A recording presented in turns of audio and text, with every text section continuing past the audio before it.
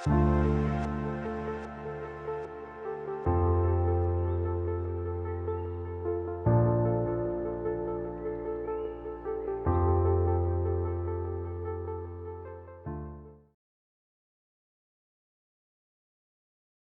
existen iglesias perfectas, pero sí iglesias saludables.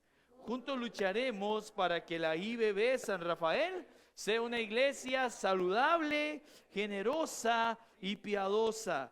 ¿Le ha pasado en alguna ocasión que usted va a un lugar y ve a alguien que usted dice, yo creo haberlo visto? Más ahora con mascarilla, que es a puro ojo literalmente. Esos ojillos gatos los he visto en algún lado. O esos ojos grandes, qué sé yo. Usted no sabe si hablarle o no. Usted lo ve y se le queda viendo y la persona lo ve y dice, sí o no, sí o no. ¿Quién dice primero? Bueno, esta semana nos pasó algo parecido.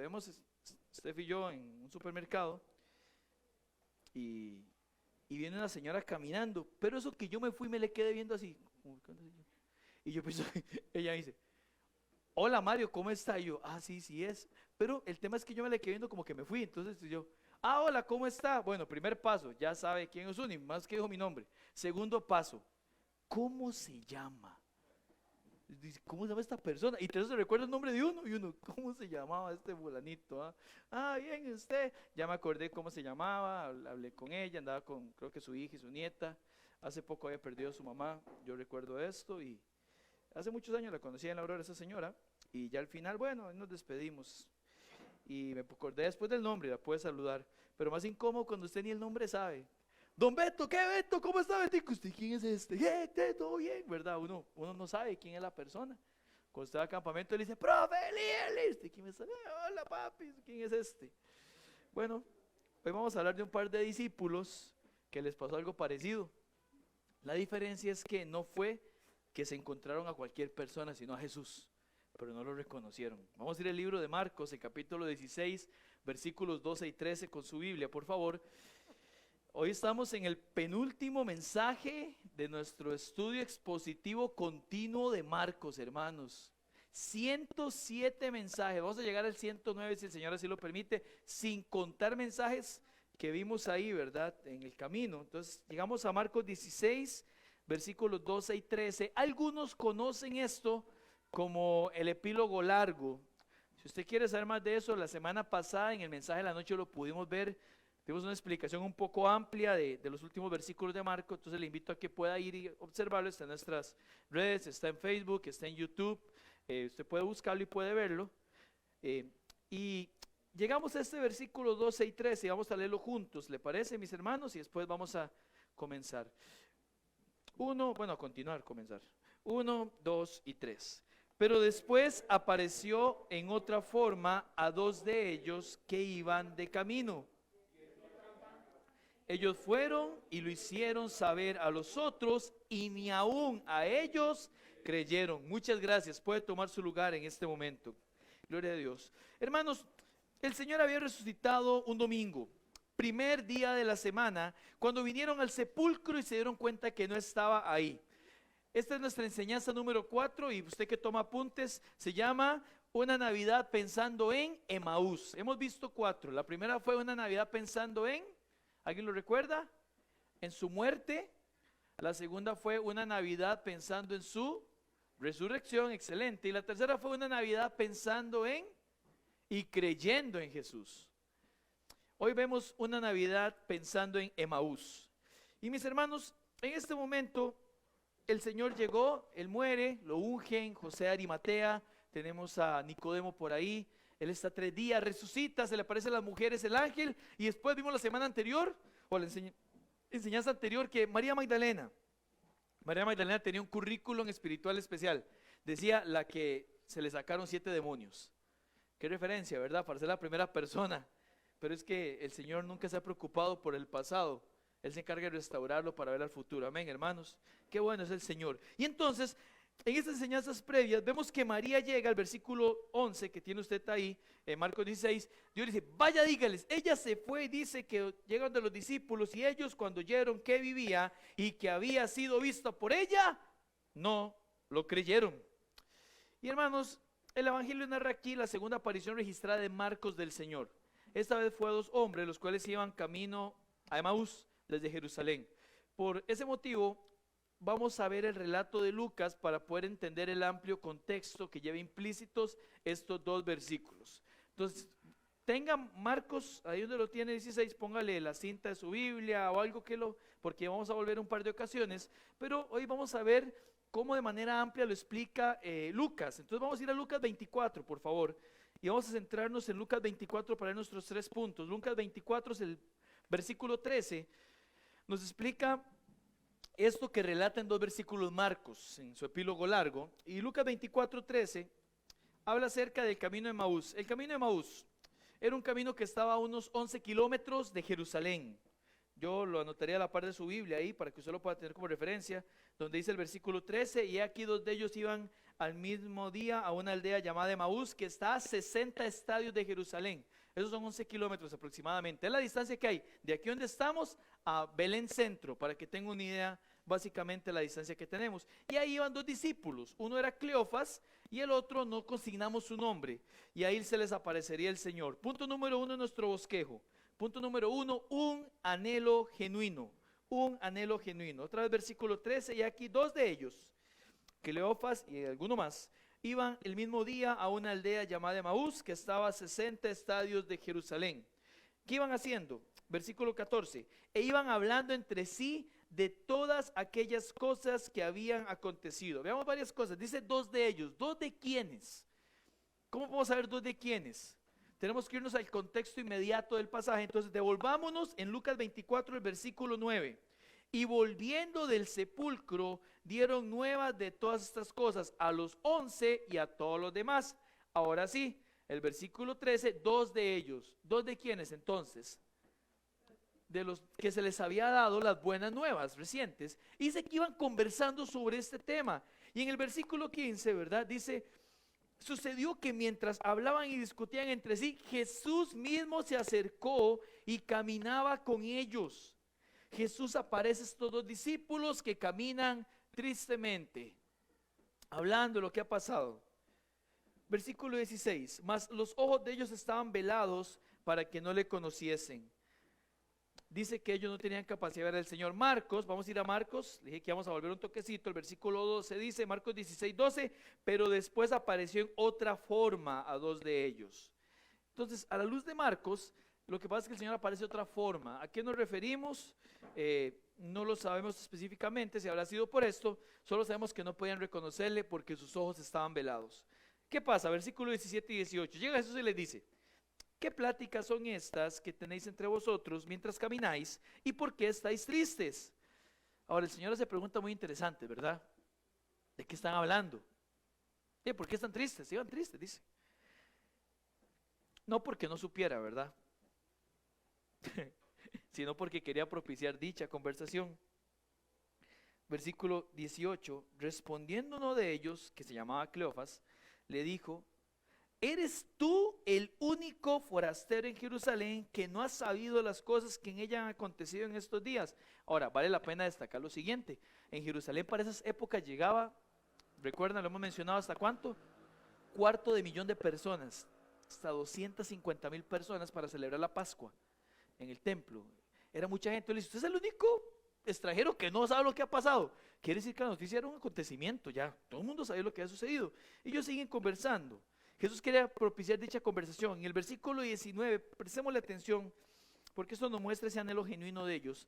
Ellos dicen cosas importantes sobre Jesús. Dice el versículo 19, entonces Él les dijo, ¿qué cosas? Jesús, ¿verdad?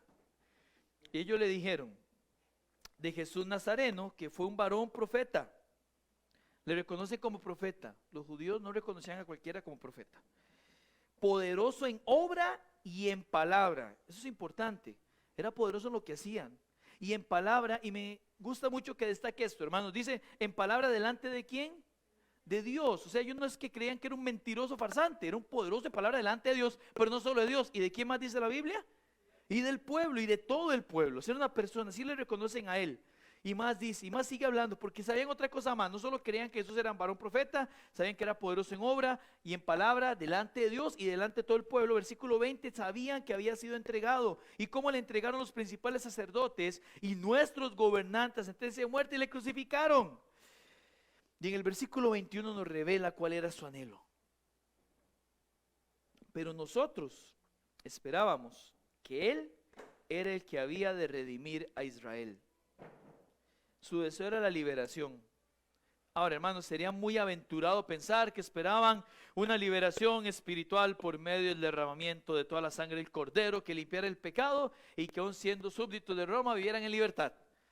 No, no esperaban eso. Ellos querían un libertador político. ¿Cómo lo sé? No pierda Lucas. Vamos a Hechos solamente para apoyar lo que estamos diciendo. Ya vamos a volver. Un versículo rápidamente en Hechos. En Hechos, el capítulo 1. El versículo 6, los discípulos, después de estar con el Señor 40 días, que es lo que veremos si el Señor lo permite la próxima semana, y el último mensaje de Marcos, dice, Hechos 1:6, vea lo que le preguntan al Señor. Entonces los que se habían reunido preguntaron, diciendo, Señor, ¿restaurarás el reino a Israel en este tiempo? Volvamos a Lucas. Ellos seguían esperando ser liberados. Es más, la palabra redimir que utilizan en Lucas 24, el versículo que vamos de leer, el versículo 21, es la palabra utilizada en aquellos tiempos para comprar. Agorazo es una palabra que se usaba para que a un mercado a comprar un esclavo y liberarlo completamente, para redimirlo. Entonces, estamos esperando que nos libere de la esclavitud que tenemos en Roma. No queremos seguir siendo súbditos de nadie. Pero ¿qué pasó? Sigamos leyendo el versículo 21. Y ahora, además de todo esto, hoy es ya el tercer día que esto ha acontecido. Ellos dicen, nosotros tenemos certeza de todo lo que hemos mencionado, pero esperábamos que redimiera Israel. Es como decir, nuestro anhelo siempre fue el mismo, pero ya han pasado 3 días. Estamos seguros que es varón de Dios, que es poderoso en obras, pero no estamos seguros de su papel redentor, sobre todo porque ya murió hace 3 días. Un anhelo genuino, hermanos, que pareciera esfumarse con el pasar de los días. Al parecer, versículos 22 y 23 nos demuestran que los discípulos eran muy unidos, y aquí hay una enseñanza para nosotros. Aunque también nos han asombrado unas mujeres de entre nosotros, las que antes del día fueron al sepulcro, y como no hallaron su cuerpo, vinieron diciendo que también habían visto visión de ángeles, quienes dijeron que Él vive. Y prestemos atención a esto, hermanos, porque ellos dicen, nuestro anhelo estuvo frustrado, porque aunque las mujeres llegaron a decirnos esto, ellas no vieron al Señor, era un anhelo genuino, pero que estaba sostenido por la incredulidad. Estaba alimentado por lo que veían, no por lo que debían esperar. Y preste atención a esto. Estaba alimentado por lo que veían y no por lo que debían esperar. Su argumento fue, no estaba, pero es que no lo vieron a Él. O sea, se escapó, lo robaron. Sí, el cuerpo no estaba, pero no lo vieron a Él. ¿Cómo sabemos si resucitó? Y aquí viene el punto número 2 de nuestro bosquejo, una reprensión genuina. Porque es lo que hace Jesús. Versículo 25. Entonces, Él, esto es interesantísimo, entonces Él les dijo, oh insensatos y tardos de corazón, para creer todo lo que los profetas han dicho. ¿No era necesario que el Cristo padeciera estas cosas y que entrara en su gloria? Hermanos, en estos versículos Jesús los reprende por no creerle a las mujeres. No, ¿verdad? ¿Por qué los reprende Jesús? Voy a volverlo a leer y piensa la respuesta. Oh insensatos y tardos de corazón para creer todo lo que los profetas han dicho. ¿Por qué los reprende Jesús? Porque no habían creído ¿quiénes? A los profetas, hermanos. Por no creer en su palabra hablada a través de los profetas. Ellos no necesitaban más que eso para creer. Jesús se dedica, según el versículo 27, y comenzando desde Moisés, alguno dirá, está hablando de la vida de Moisés. Bueno, no, parece que la referencia es acerca de Moisés, lo que Moisés escribió. ¿Qué es lo que escribe Moisés? Además del Salmo 90, el Pentateuco completo, Génesis, ¿verdad? Entonces, de hecho los judíos entienden el Pentateuco como un solo libro de 5 tomos. Y entonces comenzó, no sé, esto ya no dice la Biblia, yo pienso. Vea, ¿ustedes se acuerdan de los primeros matrimonios que hubo? Sí, Adán y Eva, sí, bueno, ¿qué pasó? Y Eva, y no sé qué, y Adán tampoco. ¿Se acuerda qué dijo? La simiente de la mujer, que le iba a herir en el calcañar, digo, la cabeza de la serpiente y la serpiente en el calcañar, sí. Bueno, después viene Abel y Caín, ¿se acuerdan? Y él fue comenzando a explicarles. Dice, y me encanta que diga esto, y siguiendo por todos los profetas, les declaraba en todas las escrituras lo que de él decían. Porque hermanos, el centro de la Biblia es el Señor. Amén. Nunca ha tratado de ver con nosotros. Y yo quiero hacer un anuncio aquí, que hice en la mañana, a ustedes y a los que están en la transmisión. A partir del otro año, nuestro culto entre semana va a ser miércoles. Y vamos a ver el gran Dios de la Biblia. Vamos a estudiar la historia de la Biblia. Vamos a ver personajes, porque muchos llegan a Cristo ya cuando son adolescentes o adultos y se pierden las clases de escuela dominical donde se aprenden todos estos personajes. Pero no solo eso, es diferente verlo a través de los ojos de un niño que verlo a través de los ojos ya de un adulto y ver cómo Cristo se va mostrando como el centro de toda la Biblia. Entonces, hermanos, los miércoles los esperamos aquí. Si Dios lo permite, el año que viene cubriremos desde Génesis hasta el rey David. Y después el otro año lo continuaremos con eso. Ya está por ahí organizado, si el Señor así lo permite. Y eso fue lo que hizo el Señor. Le fue mostrando. Todo tiene que ver con Jesús. ¿Qué clase de lección? ¿Quién no le gustaría, verdad? Ahora en la clase de la familia 4 estamos ahí en una acalorada discusión piadosa, ¿eh? Y qué lindo, no le dan ganas de seguir y seguir. No hagamos culto, sigamos hablando, ¿verdad? Y tras eso llega doña Rosana y le mete más picante al asunto. Don Diego, esposa, ahí le tiró fuego, prendió. No. Y hermanos, ahora imagínense conversar con el Señor. Vea lo que pasó, versículo 28, llegaron a la aldea donde iban. Yo no sé en qué momento los interceptó el Señor, pero se tuvo que haber hecho precioso ese hablar con Él, hermanos. Y me encanta esto, hermanos, porque Él fue diciéndole las cosas. Y yo quiero decir esto, no es necesario esperar que las cosas sucedan para creer en ellas. No es necesario esperar que las cosas sucedan para creer en ellas, eso no es fe. Muchas veces nosotros esperamos que las cosas sucedan. Ah, sí, mira. Y tenemos una mala costumbre, algunos creyentes a veces. Allá en Burkina Faso, creemos que con agregarle al final, gracias a Dios o gloria a Dios, ya solucionamos nuestra incredulidad. Mire, tú esto, gracias a Dios. Y realmente no creemos que el Señor haya hecho esa obra a lo mejor, sino que fue en nuestras fuerzas. Pero a toda luz de la reprensión amorosa de Jesús hacia sus discípulos, está en el argumento de dicha pregunta.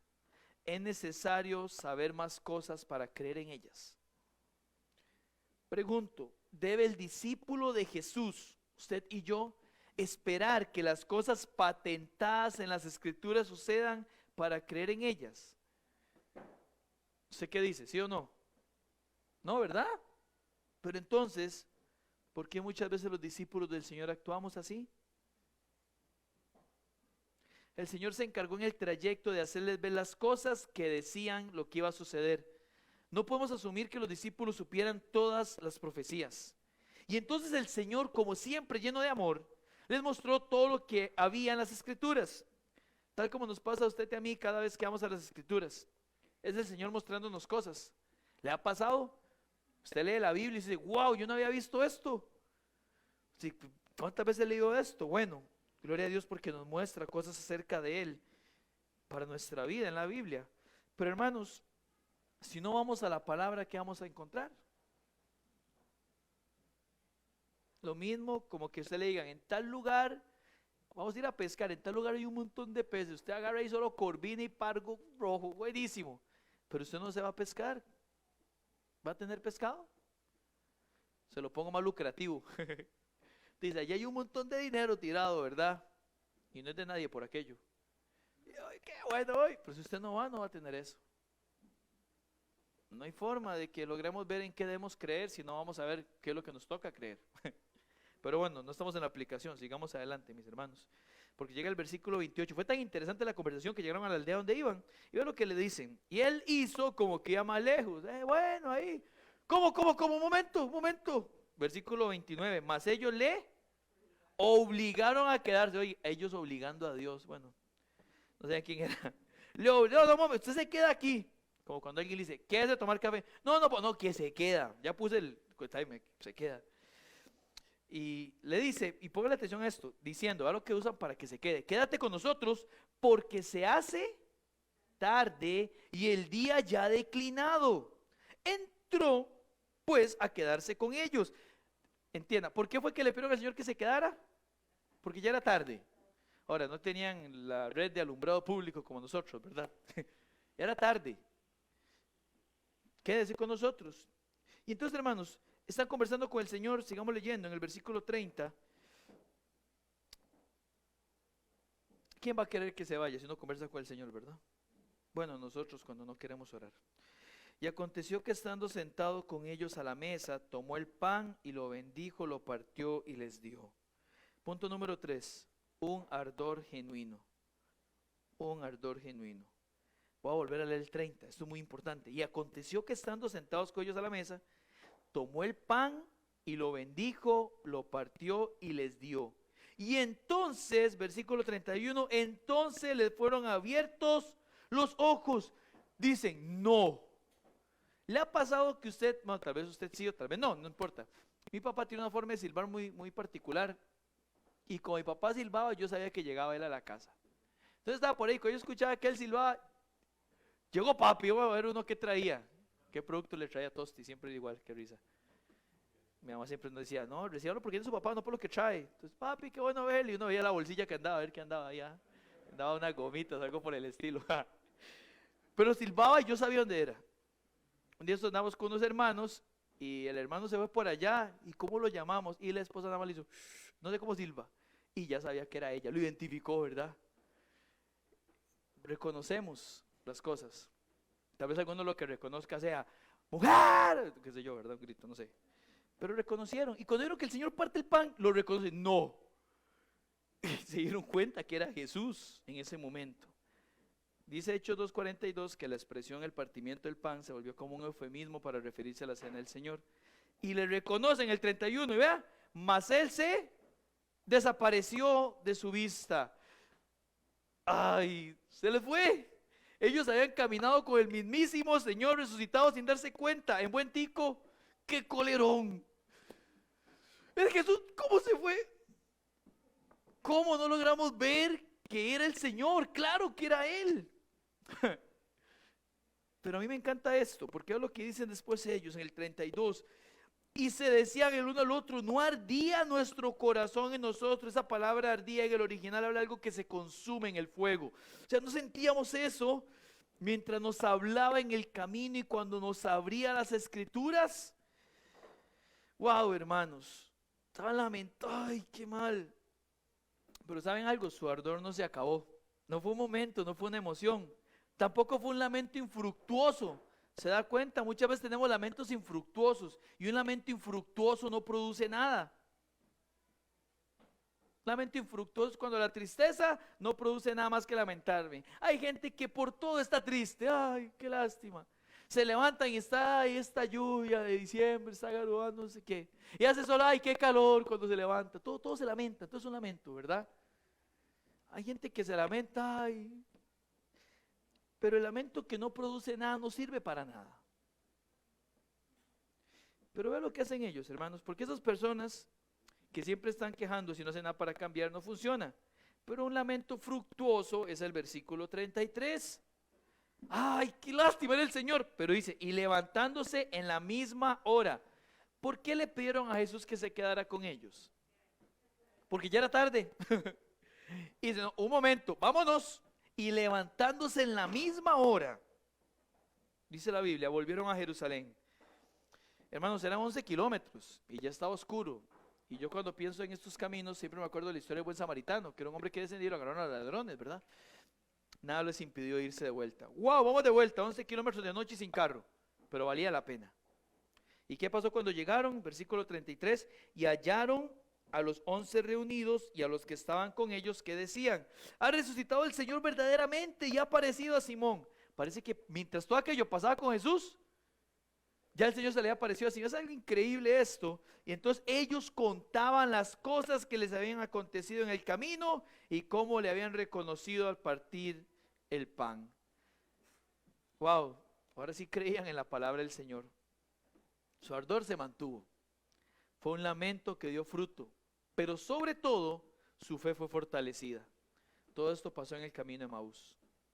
Ahora pregunto, ¿qué aprendemos nosotros, hermanos? ¿Cómo se ve una Navidad pensando en lo acontecido en el camino a Emaús? Primeramente, quiero darle 3 puntos. Primer punto, ¿de qué aprendemos? Creamos en el Dios que decimos creer. Creamos en el Dios que decimos creer. ¿Cómo, pastor? Sí, hermanos, muchas veces no creemos en el Dios que decimos creer. Nuestra forma de actuar muchas veces muestra que le tenemos más fe a lo que podemos lograr nosotros por nuestros medios o lo que otros pueden lograr antes que a lo que Dios puede hacer. Y creo que esto muchas veces es así porque nos gustan las cosas a nuestra manera, en nuestro tiempo y con los resultados que anhelamos. Confiamos más en lo que alguien puede hacer o lo que yo puedo hacer que lo que Dios va a hacer. ¿Por qué? Porque nos gustan las cosas a nuestra manera, en nuestro tiempo y en nuestros resultados. Le hago una pregunta. ¿Hubiéramos preferido las cosas, algo que nos haya acontecido, distinto? Muchas veces. Tal vez sí. Yo hubiera preferido las cosas de una manera distinta. Me hubiera querido que fuera así. Y le aseguro que a lo mejor no solo usted. Yo pienso en José, al que le tocó ser vendido por sus hermanos y estar 2 años en la cárcel sin haber hecho nada. Pienso en Caleb y Josué, cuando él dice, ¡hey! Adivinen, podemos ir a conquistar la tierra. Y 5 millones de personas hablaron de matarlos. Y uno se molesta cuando alguien le arruga la cara, ¿verdad? Pensemos en Esteban. Esteban fue apedrado por decir que Jesús era Dios. Apedrado. O el mismo Pablo. Dice la Biblia que Pablo, cuando fue a Listra, lo apedrearon. Hermanos, yo a veces veo a los chiquillos tirando piedras y yo, qué mío que peguen a alguien, ¿verdad? Y lo apedrearon. Fue tanto la lapidación de Pablo que lo sacaron arrastrado pensando que estaba muerto. Claro que a lo mejor hubiera querido que las cosas fueran distintas. Pero le pregunto, ¿qué posibilidades hay de que las cosas de manera distinta resulten bien? ¿Puede ser mejor nuestro plan? Dice, es que yo tengo un plan, a mí me ha pasado cuando me reúno con hermanos de Nehemías, yo llevo un plan que yo digo, esto es lo que ocupa la iglesia. Y cuando lo pongo a los 5 minutos dije, qué día más tontilla, la mía. Hermanos, le pregunto, ¿quién tiene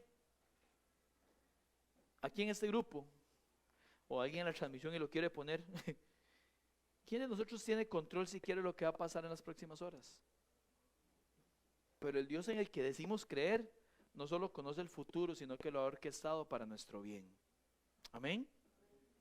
¿Vale la pena creer en Él? Claro que sí. Esta Navidad tal vez falten seres queridos, tal vez falten ciertas cosas que quisiéramos tener, tal vez falte la salud o tal vez falte solvencia económica, pero ¿sabe qué no va a faltar? Jesucristo. Él no falta. Y vale la pena recordar que le celebramos a Él y que celebramos lo que Él hizo, lo que hizo para gloria del Padre y por amor a nosotros. Crea en Él, mi hermano. Él tiene el control. No le tenga fe a la fe. No le tenga fe a lo que usted cree que es lo que necesita o lo que cree que le conviene. Téngale fe a Dios y aférrese a Él para que dirija sus pasos. Porque si usted se dedica a creer en Él, verá un propósito en todas las cosas que sucedan. Y la única manera de creer en Él es como nos enseña aquí que hay que hacer, abriendo la Escritura y viendo qué es lo que Él quiere que yo crea. Yo me encuentro gente que a veces dice, en un Uber o algo así, yo no voy a ninguna iglesia, yo solo creo en Dios. Y yo le pregunto, ¿en cuál Dios cree? En Dios. Sí, pero, sí, en el Dios de la Biblia, en el Dios del judaísmo o en otro Dios. ¿En cuál Dios cree? Y a veces somos iguales, decimos creer en Dios, pero no sabemos en qué Dios estamos creyendo, porque no le conocemos. Esta Navidad, crea en el Señor. Una Navidad pensando en Emaús, una Navidad creyendo en Jesús. Pero también el punto número 2, una Navidad pensando en Emaús es una Navidad anhelando a Jesús. Una Navidad anhelándole a Él. Pregunto, ¿por qué nos ilusiona la Navidad? A veces los papás decimos, o por lo menos pensamos, es que la ilusiona a los chiquillos. Yo he escuchado gente que dice, ahora que hay chiquitos en la casa, volvió a haber Navidad. La Navidad es para ellos. No, hermanos, la Navidad, al igual que todo lo que hacemos, es para Jesús. Es para celebrar la resurrección del Señor, como vimos anteriormente, las semanas anteriores. El nacimiento, pastor, no, la resurrección. La semana pasada hablamos de eso. Aún si te tocara estar solo este 24 en la noche, no deberías estar triste porque tu anhelo es Jesús. Y si no lo es, tiene que serlo. Ahora, si tu anhelo no es Jesús, tal vez estarás triste. Y le digo una cosa, yo entiendo que haya creyentes que no disfruten la Navidad materialista llena de propósitos paganos. Pero vieran que no puedo concebir creyentes que no amen la Navidad enfocada en anhelar a Jesús. No lo entiendo. Yo no lo logro. A vos tal vez no te gusta la Navidad porque te recuerda alguna etapa fea, alguna situación lamentable.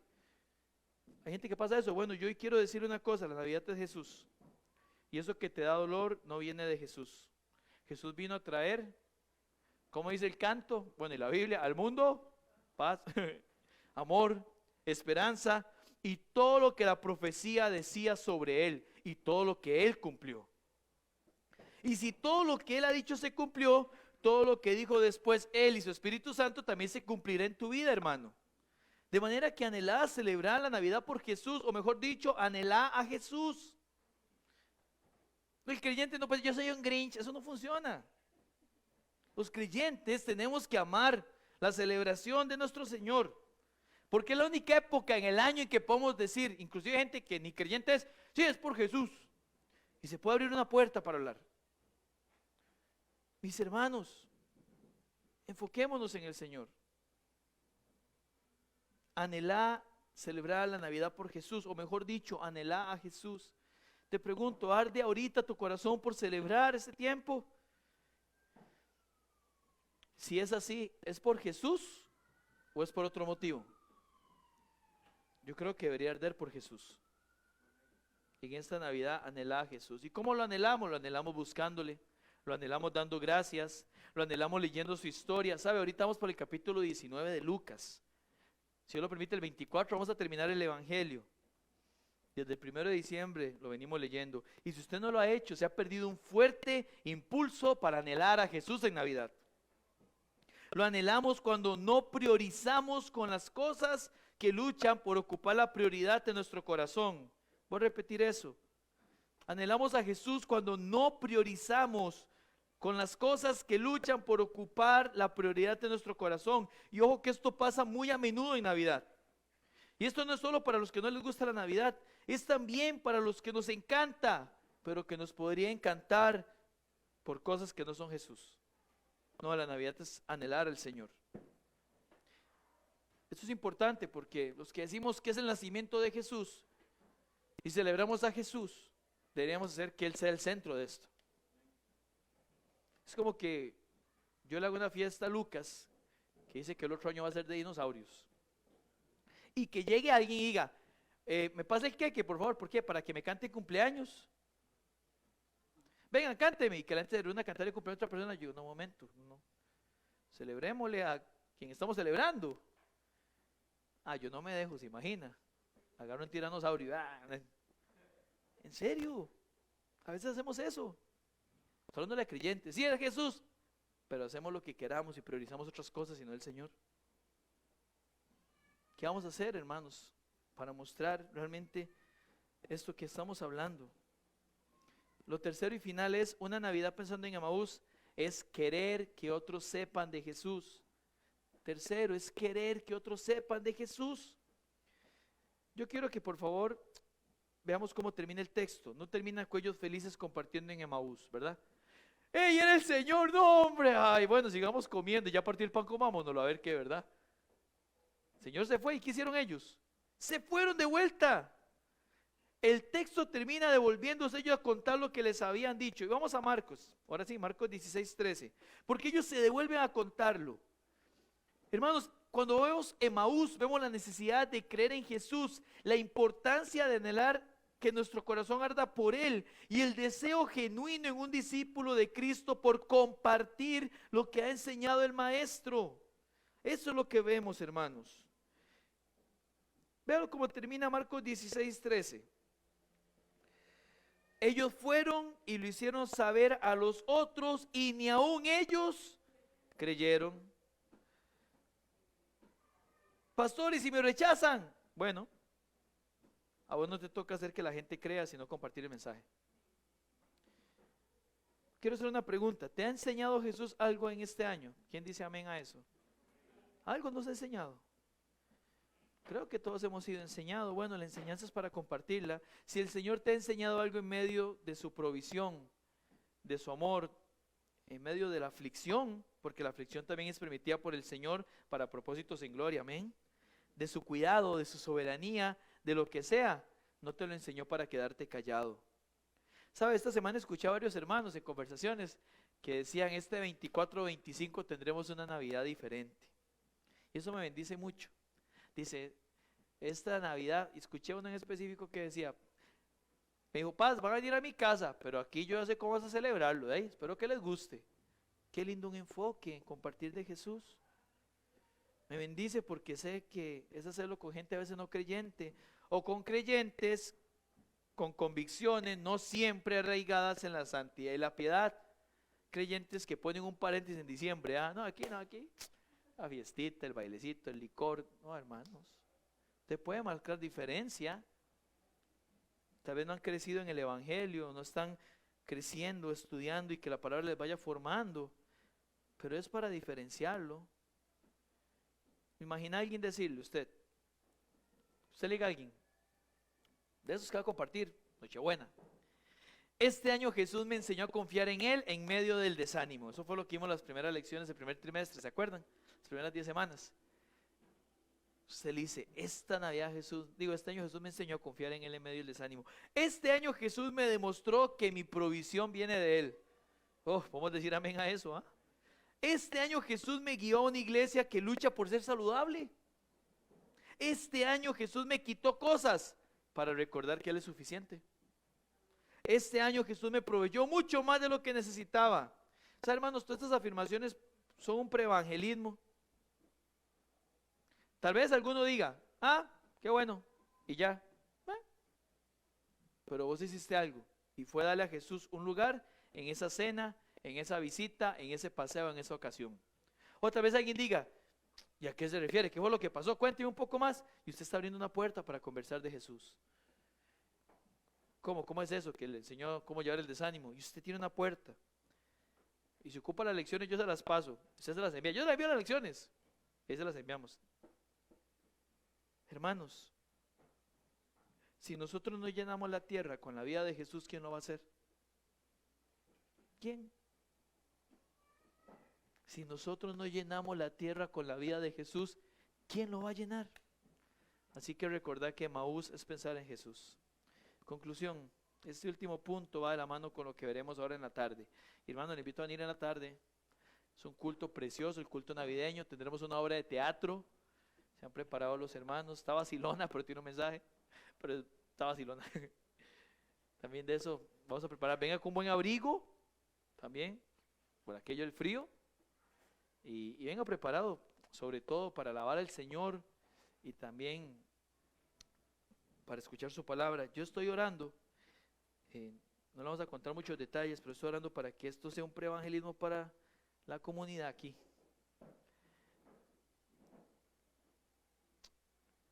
Recordad que Emaús es pensar en Jesús. Iglesia, a diferencia de estas personas, nuestros ojos ya no están velados. Dice que cuando conocimos el evangelio, el velo se quitó. Y ahora podemos ver cara a cara al Señor para ir de gloria en gloria, dice la palabra, creciendo en Corintios. Si usted ya es salvo, usted ya puede ver a Jesús tal y como es. Y lo vemos a través de la Escritura. Por tanto, podemos creer en Jesús, arder por Jesús y compartir con otros lo que Jesús ha hecho. Creer, arder, compartir. De eso se trata una Navidad pensando en Emaús. Creer, arder y compartir. Que el Señor nos ayude a poder tener una Navidad diferente para su gloria. Amén, hermanos. Nos ponemos de pie para orar, está bien, en este momento. Creer, arder y compartir. Señor Jesús, te agradecemos por tu palabra. Hemos visto en el mensaje, en este camino, Dios, qué lindo fue. Pero usted ya camina con nosotros, Espíritu Santo. Usted ya es parte nuestra para guiarnos a todo bien. Jesús, ayúdanos. Ayúdanos, Señor, porque realmente no sabemos lo increíble que puede ser esta celebración si decidimos llenar ese lugar, ese paseo, ese lugar donde estemos, de usted. Lo lindo que va a ser compartir acciones de gracias con otros. Lo lindo que va a ser, Dios, poder transmitir lo que usted ha hecho por nosotros. Yo oro, Jesús, para que lo que vayamos a hacer en estas semanas pueda dirigirse para honra y gloria de tu nombre. Dios, por favor, que cada uno de mis hermanos esté decidido, Dios, a tener una Navidad pensando en usted, Jesús, en su muerte, en su resurrección, creyendo en usted, en Emaús, creer, arder y compartir. En la gran comisión también, Señor, que veremos ahora. Oh Señor, que la IBB se mantenga compuesta o unida por creyentes que realmente te aman y desean reverenciar tu nombre, aún en estas fechas. Padre, aléjanos de hacer lo que la gente del mundo hace, de utilizar estas fechas, Señor, para tomar licencias, de utilizar estas fechas, Dios, para comportarnos como gente que no le conoce, Dios. Desarraiga de nosotros cualquier sentimiento, Dios, que no venga producido por usted, y ayúdanos para que nuestro corazón arda, Dios, que hagamos la escritura y arda por usted. Gracias por ser tan bueno con nosotros. En tu nombre oramos y agradecemos por Jesús. Amén y amén.